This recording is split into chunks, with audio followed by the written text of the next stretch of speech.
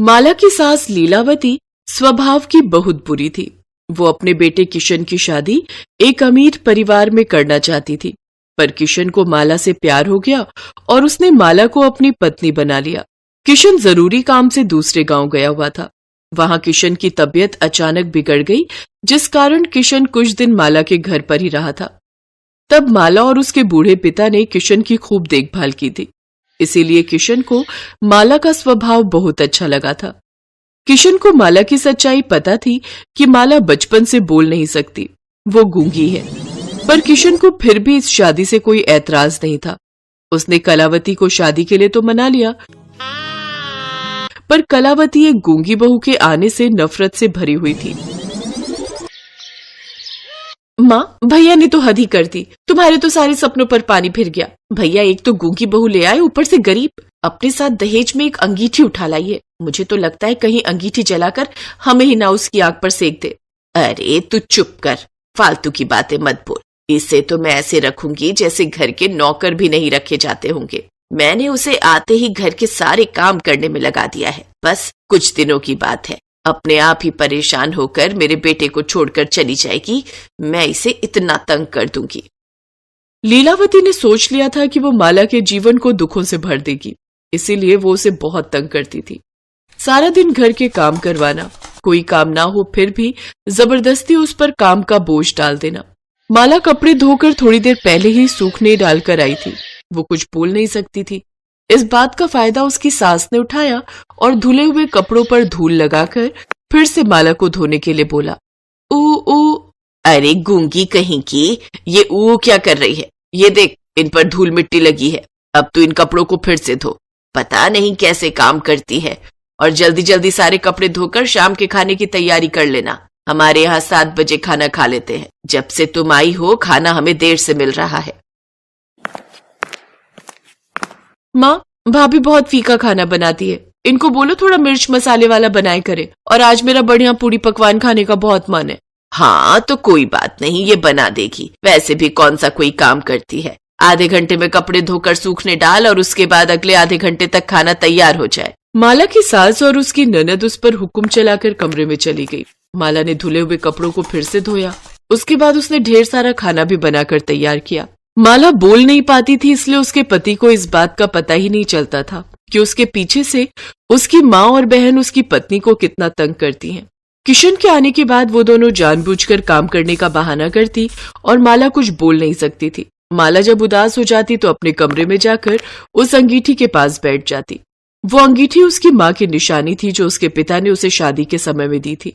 माला रात के समय जब सब सो जाते तो अंगीठी के पास बैठकर खूब रोती और मनी मन अपने माँ को याद करती।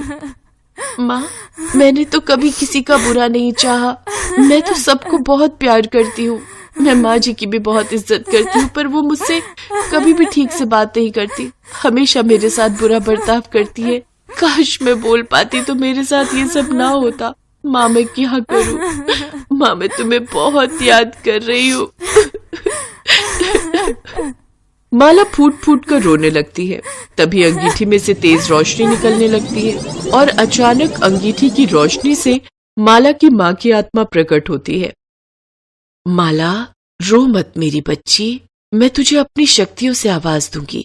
अब तू गूंगी नहीं रहेगी, अब तू बोल पाएगी, अन्याय के खिलाफ लड़ पाएगी। याद रख बेटी, अन्याय करने वाले से ज्यादा अन्याय सहने वाला गलत होता है। मेरी बेटी बहुत बहादुर है और मैं जानती हूँ वो अपने खिलाफ अन्याय का सामना जरूर करेगी।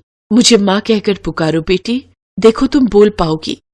माँ, माँ, मैं बोल सकती हूँ माँ, आपने तो ये जादू कर दिया। अब मैं बोल पाऊंगी माँ। तुम्हें कभी भी कोई तकलीफ हो तो मुझे याद करना, मैं तुम्हारी मदद के लिए जरूर आऊंगी। माला अपनी माँ के गले लग जाती है और उसकी माँ की आत्मा वापस अंगीठी में गायब हो जाती है और वो जादुई अंगीठी फिर से एक बार साधारण अंगीठी बन जाती है। अगले दिन जब सब सोकर उठे तो उन्होंने माला को बोलते हुए देखा। माला ने सब सच बता दिया। माला, मैं बहुत खुश हूँ कि तुम बोल सकती हो। हाँ, मैं अब बोल पाऊंगी। अब मैं खूब बातें करूंगी। माँ जी सुने ना, देखो मैं बोल सकती हूँ। माला के बोलने की बात सुनकर किशन तो बहुत खुश था, पर माला की सास और ननद दोनों अंदर ही अंदर जलन से भर गई। माँ, अब तो भाभी बोलने भी लगी है। अगर इन्होंने भैया को हमारी शिकायत कर दी तो फिर तो हम दोनों की खैर नहीं। कहीं ऐसा ना हो इसके बहकावे में आकर भैया हम दोनों को घर से निकाल दे। तुम्हें कुछ करना पड़ेगा माँ। इसका अब एक ही रास्ता है, हमें उस अंगीठी को ही नष्ट करना होगा। जिस जादुई अंगीठी से इसकी आवाज आई है, हो सकता है उस अंगीठी को तोड़ने से इसकी आवाज वापस चली जाए। हाँ माँ, तुम ठीक कह रही हो। माँ, ये सब किया धरा इसकी माँ की उस जादुई अंगीठी का है जो ये अपने साथ लाई थी। चलो माँ, हम उसकी अंगीठी को तोड़ देते हैं। लीलावती और उसकी बेटी गुस्से में माला के कमरे में जाती है और जादुई अंगीठी को तोड़ने के लिए जैसे ही उठाने लगती है, उसमें से आग निकलने लग जाती है और वो दोनों घबरा जाती हैं और बचाओ बचाओ चिल्लाने लगती हैं। कमरे का दरवाजा जादू से बंद हो जाता है। अरे ये दरवाजा कैसे बंद हो गया? कोई बचाओ, हम दोनों जल जाएंगे, कोई बचाओ। आवाज सुनकर माला दौड़ती हुई कमरे के पास आती है। तब तक किशन भी घर आ चुका था। अंगीठी में से आवाज आती है, तुम दोनों ने मेरी बेटी माला को बहुत तंग किया है। किशन बेटा, तुम्हारी माँ और बहन दोनों मेरी बेटी माला पर बहुत अत्याचार करती रही हैं। इन दोनों ने मेरी बेटी का जीना दूभर कर दिया था। अब मेरी बेटी की आवाज लौट आई तो ये भी इन दोनों से सहन नहीं हुआ, इसीलिए मुझे वापस यहाँ आना पड़ा। किशन को सारी सच्चाई पता चल चुकी थी। माँ सुने ना, तुम दोनों ने मेरी पीठ पीछे मेरी पत्नी को इतना तंग किया। माला ने आपका क्या बिगाड़ा है? ये आपकी इतनी सेवा करती है। आप दोनों को तो खुश होना चाहिए कि माला बोलने लगी है। हमें माफ कर दो, हमसे गलती हो गई बहू। भाभी हमें माफ कर दो, हमें इस आग से बचा लो भाभी। माँ आप शांत हो जाओ, अपना गुस्सा शांत करो। माँ इन्हें माफ कर दो। माला के कहने पर उसकी माँ की आत्मा शांत हो जाती है और अंगीठी की आग बुझ जाती है। हम वादा करते हैं बहू, हम तुझे अब कभी तंग नहीं करेंगे। हाँ भैया, अब हम भाभी को कभी कुछ नहीं कहेंगे। माँ जी, माँ के जाने के बाद मैंने सोचा था कि मुझे माँ मिल जाएगी। मैंने हमेशा आपको अपनी माँ माना है और ननद जी को अपनी बहन। मैं तो सिर्फ आप सबका प्यार पाना चाहती हूँ। हम सबको प्यार से मिलकर रहना चाहिए। हाँ बेटा, अब हम भी अपनी बहू को शिकायत का कोई मौका नहीं देंगे। हम सब प्यार से रहेंगे। देखा माँ, माला का स्वभाव कितना अच्छा है। इसने आपको कितनी जल्दी माफ कर दिया। हाँ बेटा, अब हम भी अपनी बहू को शिकायत का कोई मौका नहीं देंगे। हम सब प्यार से रहेंगे। उस दिन के बाद माला की सास और ननद ने अपने व्यवहार को बदल लिया और अब वो माला के साथ प्यार से रहने लगी।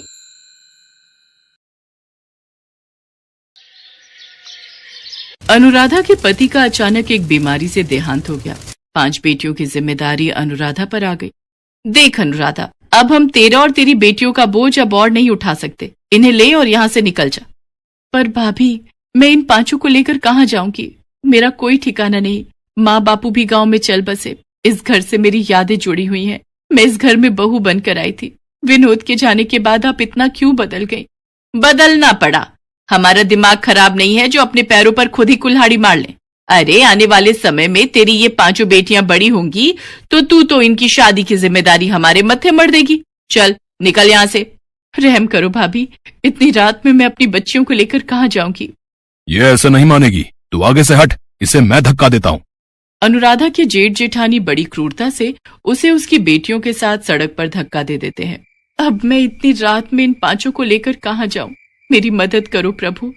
अनुराधा अपनी 5 बेटियों का हाथ थामे रात के अंधेरे में सड़क पर चल रही थी। मम्मी, बहुत डर लग रहा है। अंधेरे में कुछ भी दिखाई नहीं दे रहा। चिंता मत करो, मैं तुम्हारे साथ हूं ना, डरो नहीं। मम्मी, अब हम कहाँ जाएंगे? ताऊ जी ताई जी ने तो घर से निकाल दिया। मम्मी, बहुत प्यास लगी है, पानी पीना है। पूजा, तू इन 4 का ध्यान रख, हाथ पकड़ के रखना। मैं सामने नल से पानी भरकर लाती हूँ। अनुराधा अपनी बेटियों को सड़क के किनारे बिठाकर पानी लेने चली जाती है। तभी एक गुंडा अनुराधा के पास आता है और उसका हाथ पकड़ लेता है। क्या बात है? प्यास लगी है क्या? कहो तो हम बुझा दें। मेरा हाथ छोड़ो, मुझे छोड़ दो। ओए, जब वो कह रही है तो छोड़ क्यों नहीं देता? अबे, तू इसका कौन है, जो बीच में टांग अड़ाने आ गया? मैं कोई भी हूँ, तुझे इससे क्या? लगता है तू ऐसे नहीं मानेगा। वो आदमी गुंडे को मार पीट कर वहाँ से भगा देता है।